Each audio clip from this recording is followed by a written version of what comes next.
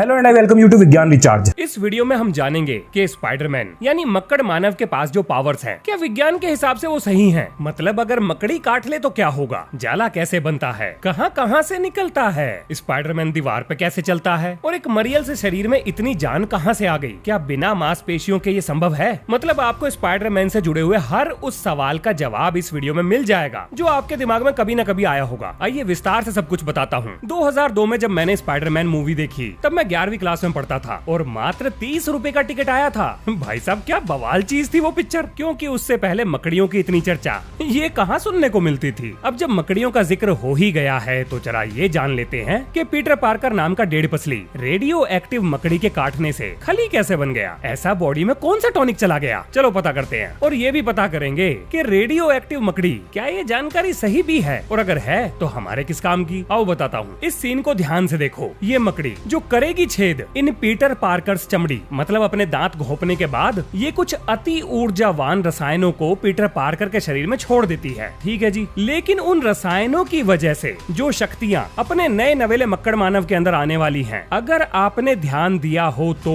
उसकी लिस्ट यहाँ स्क्रीन पर लगी हुई है, जिन्हें अगर मैं पढ़ के बताऊं तो इनका मतलब निकलता है जाला होगा मजबूत यानी कि वेब टेंसाइल स्ट्रेंथ, दूसरी है स्पाइडर स्ट्रेंथ। वैसे देख के लगता तो नहीं है कि मकड़ियाँ ताकतवर होती हैं, पर ठीक है ये कह रहे हैं तो मान लेते हैं। फिर है जी उछल कूद की शक्ति और जबरदस्त रफ्तार। हाँ रफ्तार तो है, झाड़ू देखते ही ऐसे फ्लैश की तरह दौड़ती हैं, पता भी नहीं लगता कहाँ गई। उसके बाद है स्पाइडर सेंस। अब ये स्पाइडर सेंस क्या होता है ये वीडियो में आगे बताऊंगा। अब जिस स्पाइडर ने मोहतरमा की फोटो खींचते हुए अपने नौसिखिए वैज्ञानिक को काटा था, उस मकड़ी के अंदर ये सारी शक्तियाँ जेनेटिक मॉडिफिकेशन करके डाली गई थी, जहाँ से वो ट्रांसफर हो गई पीटर पार्कर के अंदर और अपने को मिला दुनिया का पहला मक्कड़ मानव। अब देखो स्पाइडरमैन कॉमिक्स में जिस स्पाइडर ने पीटर पार्कर को काटा था वो रेडियो एक्टिव स्पाइडर था, और पिक्चरों में जिस स्पाइडर ने काटा है वो जेनेटिकली मॉडिफाइड स्पाइडर है। तो सबसे पहले बात करते हैं क्या रेडियो एक्टिव स्पाइडर होते भी हैं। देखो जापान के फुकुशिमा में जब दाइची न्यूक्लियर पावर प्लांट का एक्सीडेंट हुआ था, तो एक्सीडेंट के 1.5 साल बाद जांच पड़ताल में जो मकड़ियां पाई गई वो रेडियो एक्टिव हो चुकी थी। यानी ये बात बिल्कुल ठीक है कि रेडियो एक्टिव स्पाइडर्स एग्जिस्ट तो करते हैं। अब जिस रिसर्च पेपर से मुझे ये जानकारी मिली है वो मैं आपको भी दे दूंगा, आराम से पढ़ लेना। अब चलते हैं दूसरी तरह की मकड़ियों पर, यानी जेनेटिकली मॉडिफाइड स्पाइडर। अब इसके ऊपर बहुत सारी जांच पड़ताल करने के बाद भी मुझे बस इतना ही पता लगा कि किसी ने भी जेनेटिकली मॉडिफाइड स्पाइडर तैयार नहीं किए हैं, और अगर करे हैं तो ये जानकारी पब्लिक डोमेन में है ही नहीं। लेकिन जो किया है वो ये है कि जीन इंजीनियरिंग की मदद से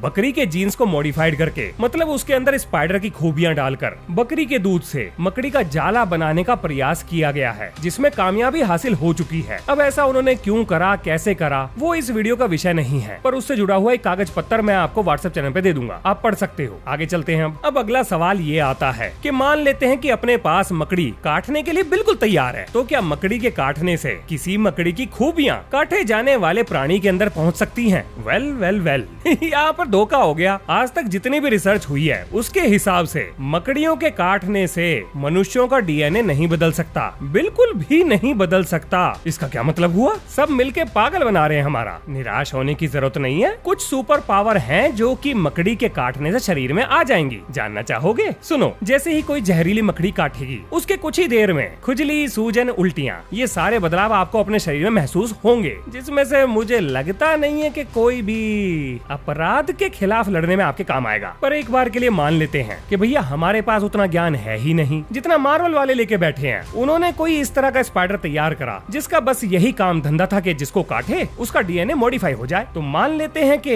ऐसा कोई स्पाइडर होगा, भविष्य में हो जाए क्या पता। अगर इस चीज को मान लिया जाए तभी हम आगे बढ़ पाएंगे, तो इस बात को कड़वी गोली की तरह गटक लो। अब आगे सुनो। अब यहाँ पर ज्ञान ध्यान की बात बतानी भी जरूरी है। देखो सन 2023 के डाटा से जो जानकारी हमें मिलती है उसके हिसाब से आज तक 51,273 स्पाइडर की स्पीसीज यानी कि प्रजातियां खोजी जा चुकी हैं, जिनमें से अगर सबसे जहरीली भी किसी को काट ले तो वो इंसान मरेगा नहीं। अब यहाँ पर ये बात याद रखना कि मैं बच्चों की बात नहीं कर रहा हूँ, बच्चों का केस बिल्कुल अलग हो जाता है। अब चलते हैं दूसरी बात पर। क्या आपको पता है स्पाइडरमैन का रोल प्ले करने वाले टोबी मैगवायर और एंड्रू गारफील्ड के नाम पर 2 मकड़ियों का नाम रखा गया है, जिनमें से एक का नाम है फिलिस्टाटा मैगवायरी और दूसरे का नाम है प्रीटा गारफील्डी। चलो जी ज्ञान की दुकान बंद, अब आगे चलते हैं। लेकिन यहाँ पर सवाल आता है कि पीटर पुत्र को पावर कैसे मिली, उसके पीछे कौन सा विज्ञान पावर के पर्चे भर रहा था। दरअसल जब मकड़ी ने पीटर को काटा तो मकड़ी के खून में घूमते हुए म्यूटाजेनिक एंजाइम पीटर के शरीर में घुस गए, जिसने पीटर पार्कर के पूरे शरीर की जेनेटिक एक्सप्रेशन को मॉडिफाई कर दिया। ये जो पीटर के शरीर में एंजाइम ट्रांसफर हुए थे, इनमें अलग अलग मकड़ियों की खूबियों के कोड्स थे जो पीटर के डीएनए में घुस गए और पूरे शरीर में बदलाव ले आए। तो मोटा मोटा स्पाइडरमैन बनने के लिए दो चीजें चाहिए, एक तो इस तरह की खूबियों वाली मकड़ी और दूसरा उनके द्वारा छोड़े गए एंजाइम हमारे डीएनए में बदलाव ला सके। अगर ये दोनों काम हो जाएं, तो भाई साहब हर गली नुक्कड़ चौराहे पर हर पेड़ से लटका हुआ आपको एक स्पाइडरमैन दिख जाएगा। अब जरा बात कर लेते हैं सुपर ह्यूमन ताकत के बारे में, क्योंकि पीटर पार्कर के मसल के मसले हल्क भैया की तरह मुंह फुलाकर तो नहीं बैठे थे। तो अगर शरीर में मसल नहीं बढ़े तो डेढ़ पसली कैसे बन गया बाहुबली? इसके पीछे कौन सा विज्ञान है, आओ जानते हैं। मकड़ी के काटने के बाद जो सबसे पहला बदलाव हुआ वो यही था कि पीटर का मेटाबॉलिक रेट बढ़ गया, जिसकी वजह से पीटर को लगी जबरदस्त भूख, जो कि इस सीन को देखकर समझ में भी आता है कि बंदा काफी दिनों से भूखा लग रहा है। नहीं तो कोई इतना सारा खाना कहाँ रखेगा पेट में। अब अगर खाना खाओगे तो ऊर्जा तो आएगी, वो बात अलग है, हमें फैट आता है, पर भैया वो तो पीटर है, उसे फैट नहीं आता, उसे ऊर्जा ही आएगी। अब ये जो बढ़ी हुई ऊर्जा शरीर में बह रही है, इसी का इस्तेमाल मांसपेशियां ताकत पैदा करने के लिए कर रही थी। इसके पीछे आप मकड़ी के द्वारा छोड़े गए जादुई रसायनों को क्रेडिट दे सकते हो। अब देखो ये बात भी बिल्कुल ठीक है कि शरीर में मांसपेशियों की संख्या बिना बढ़ाए पहले से ज्यादा ताकत पैदा की जा सकती है। मेरी बात ध्यान से सुनिएगा, किसी काम को करने में जितने मसल फाइबर का इस्तेमाल हो रहा है, अगर उसी सेम काम को करने में पहले से ज्यादा मसल फाइबर एक साथ आकर ताकत लगाएं, तो शरीर की ताकत जनरेट करने की क्षमता पहले से बहुत बढ़ जाएगी। यानी अगर सेम मसल फाइबर से ज्यादा ताकत चाहिए तो मोटा मोटा दो चार चीजें हैं। पहला, पहले से ज्यादा मसल फाइबर्स का एक साथ आकर काम करना। दूसरा, न्यूरोमस्कुलर कोऑर्डिनेशन, यानी सही समय पर एक साथ फायर करना। और तीसरा है फ्यूल, मसल को ताकत पैदा करने के लिए ऊर्जा चाहिए जो मिलेगी खाने से। और चौथा है पावर के लिए फास्ट ट्विच मसल फाइबर, जो हो सकता है पीटर पार्कर की बॉडी में बढ़ गए हों। अब यहाँ से ये बात बिल्कुल क्लियर हो गई है कि अगर पीटर पार्कर के मसल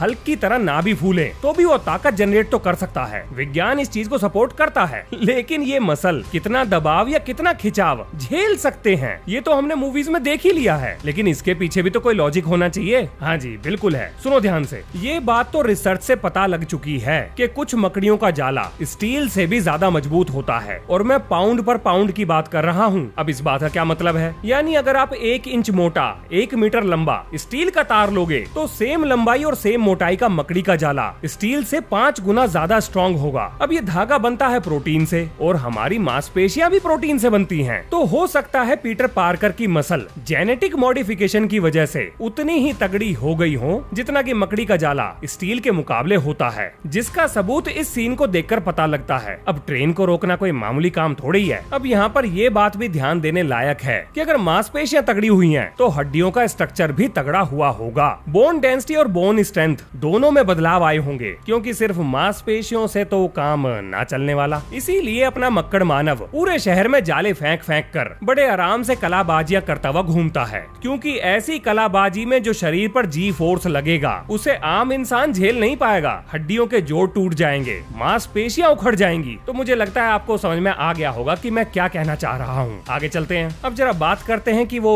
दीवार पर कैसे चढ़ता था। देखो जब पीटर को मकड़ी ने काटा तो पीटर के हाथों में वो कांटेदार तार होता है ना, कुछ कुछ वैसा ही ऐसे कांटे उग गए। अब ये कांटे इतने मजबूत थे कि बड़े आराम से किसी भी चीज में फंस सकते थे। तो फंसने का काम कर दिया कांटों ने, और मांसपेशियां तो थी ताकतवर, तो बड़े आराम से अपना वजन तो उठा ही सकती थी। अपना वजन क्या, ये तो पूरे ट्रक को भी लेकर ऊपर चढ़ सकता था। अब क्या विज्ञान इस चीज को अलाउ करता है? देखो कायदे की बात तो यह है कि विज्ञान तो स्पाइडरमैन को ही अलाउ नहीं करता, क्योंकि जिस तरीके से स्पाइडरमैन बना है वो बात ही विज्ञान के खिलाफ है। लेकिन अगर शरीर में म्यूटेशन हो जाए तो भाई साहब हर चीज संभव है। अब चलते हैं जरा स्पाइडरमैन के द्वारा बनाए गए मकड़ी के जाले पर। अब देखो 2002 वाले स्पाइडरमैन के हाथ में स्पाइडर सिल्क प्रोड्यूस करने वाले ग्लैंड थे, जिन्हें मुट्ठी भींचकर अगर थोड़ा सा दबाया जाए तो हाथ से स्पाइडर सिल्क निकलता था। अब इतनी मात्रा में स्पाइडर सिल्क बनाने के लिए स्पाइडरमैन को बहुत कुछ खाना पड़ता था, जिसकी ज्यादा डिटेल पिक्चर में नहीं दिखाई गई है, लेकिन कॉमिक्स में ये बात बताई गई है। अब बात करते हैं स्पाइडर सिल्क बनता कैसे है। तो जी मकड़ियों के अंदर पाया जाने वाला स्पेशल प्रोटीन एक चिपचिपा तरल पदार्थ बनाता है, जिसका इस्तेमाल करके मकड़ी अपना जाला बनाती है। तो यही सेम प्रक्रिया टॉबी मैगवायर वाले स्पाइडरमैन के हाथ के अंदर हो रही थी, जिसका कलाई के आसपास छेद था जिससे जाले निकलते थे। अब चलते हैं वेब शूटर पर। अब जो टॉम हॉलैंड और एंड्रू गारफील्ड वाले स्पाइडरमैन थे, उनके शरीर में ये स्पाइडर सिल्क बनाने वाली क्षमता नहीं थी। अब सवाल आता है क्यों नहीं थी? क्योंकि ये दोनों स्पाइडरमैन दूसरे यूनिवर्स से थे, सेम यूनिवर्स के नहीं थे। तो अलग अलग यूनिवर्स में सेम घटनाएं अलग अलग तरीके से घट रही थी। तो एक स्पाइडर स्पाइडरमैन को जाले बनाने की क्षमता उसके शरीर में मिल गई और बाकी दो को नहीं मिली। उन्होंने अपने वेब शूटर बना लिए। अब इन वेब शूटर के अंदर एक सिंथेटिक लिक्विड बनाकर, क्योंकि पीटर पार्कर केमिस्ट्री में एक्सपर्ट था, तो जो छोटे छोटे CO2 के कैनिस्टर आते हैं उसके अंदर भर के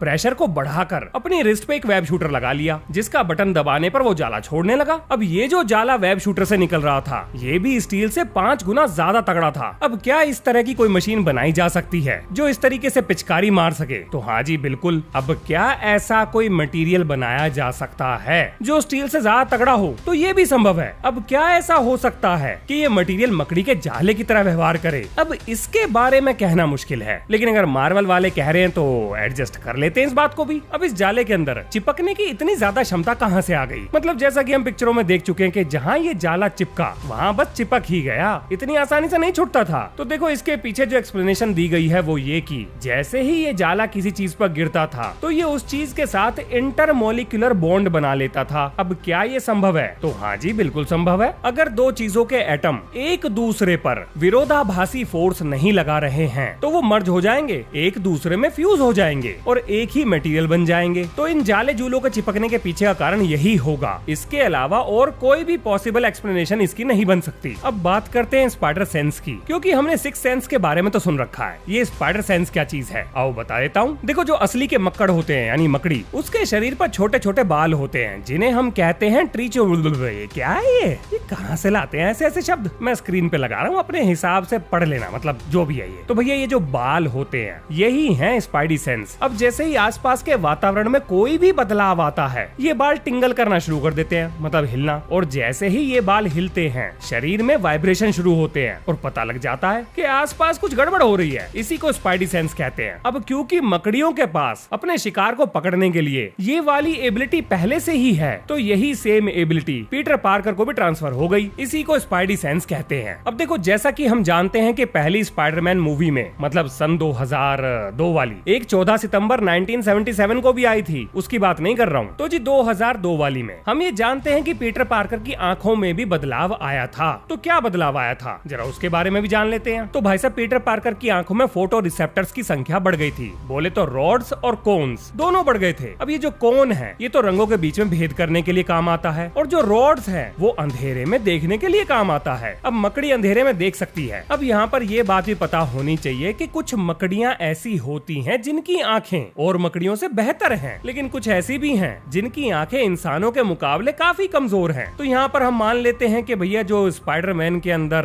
ताकत गई है वो एक ऐसी मकड़ी से गई है जिसके पास बढ़िया आंखें हैं, तभी तो चश्मा उतर गया लड़के का। और यहाँ पर एक चीज और बता दूं, स्पाइडरमैन का हीलिंग फैक्टर भी जबरदस्त था। मतलब एक आम इंसान की तुलना में स्पाइडरमैन की चोटें या शरीर में आई हुई कमियां बहुत तेज रफ्तार से ठीक होती थी। ये भी एक कारण है पीटर पार्कर की आंखों से चश्मा उतरने का, क्योंकि आंखों के अंदर जो कमी थी वो बहुत तेजी से ठीक हो गई, जिसका सबूत हमें ग्रीन गॉब्लिन से फाइट में मिला था। गॉब्लिन ने पीटर पार्कर की गुद्दी पकड़ के मिट्टी में रगड़ रखी थी, लेकिन उसके बाद भाई साहब ने स्टेमिना गेन कर लिया, चोटों से रिकवर हो गए, बहुत जल्दी हो गए और पकड़ के गॉब्लिन को धो दिया। अब ये सब तो तभी हो सकता है अगर बॉडी की रिकवरी ताबड़तोड़ रफ्तार पर हो, जो कि देखकर लगता तो है कि हो रही है। अब देखो मैं बायो का बहुत बड़ा ज्ञानी तो हूँ नहीं, तो जो जानकारी मैं आपको दे रहा हूँ उसको वेरीफाई नहीं कर सकता, क्योंकि इंटरनेट से मैंने उठाई और आपके सामने रख रहा हूँ। कोई बायो का एक्सपर्ट ही उस चीज को वेरीफाई कर सकता है। तो जो जानकारी इंटरनेट पर उपलब्ध है उसके हिसाब से स्पेशली मॉडिफाइड वायरस यानी रेट्रोवायरसेस या एडिनोवायरसेस, इनका इस्तेमाल करके मॉडिफाइड जीन ह्यूमन सेल के अंदर डाली जा सकती हैं। ये काम हम बैक्टीरिया की मदद से भी कर सकते हैं और एपिजेनेटिक मॉडिफायर्स की मदद से भी कर सकते हैं। लेकिन क्या इन सभी चीजों का रिजल्ट वही निकलेगा जो हम चाह रहे हैं? इसकी जानकारी मेरे पास नहीं है, बट विज्ञान के पास एक रास्ता तो है जिससे जेनेटिक एक्सप्रेशन के साथ छेड़छाड़ तो की जा सकती है। तो ये थी स्पाइडरमैन की सारी पावर्स और उनके पीछे काम करने वाला विज्ञान का लॉजिक। उम्मीद करता हूँ आपको साइंस और फिक्शन में अंतर समझ में आ गया होगा। मिलते हैं नेक्स्ट वीडियो में। जय हिंद, जय भारत।